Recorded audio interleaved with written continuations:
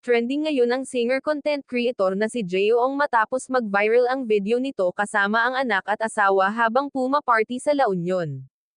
Sa naturang video, makikita na nag-e-enjoy ang lahat lalo na ang asawa nitong si Janice Ong na may pataas-taas pa ng kamay habang sumasayaw. Ngunit agaw pansin ang tila pagiging malapit ni Jeo sa isang babaeng hindi kilala at katabilang nito ang asawa at ang anak na si Jeremiah Ong. Kasunod nito nagsalita na ang isa sa mga malalapit na kaibigan ni Jeong kaugnay ng viral na video kung saan makikita umano siyang may kayakap na ibang babae habang nasa isang club sa La Union, kasabay ng pagsasayaw ng kanyang asawa.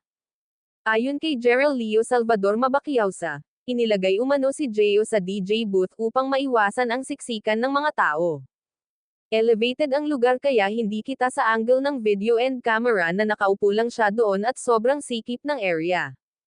Dagdag pa niya, napaatras umano ang babae kaya nagmukhang hawak ito ni Jeo sa video, ngunit iginiit niyang hindi ito yakap kundi paraan lamang para magbalanse at maiwasang mahulog.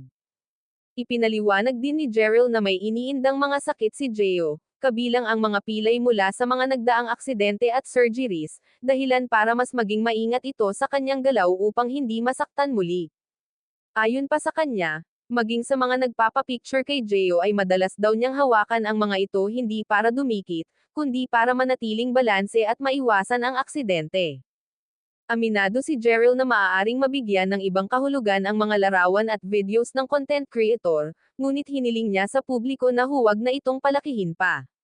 Samantala, hanggang sa ngayon ay wala pa ring inilalabas na opisyal na pahayag si Jeong hinggil sa isyung ito, habang patuloy namang nahahati ang opinyon ng netizens.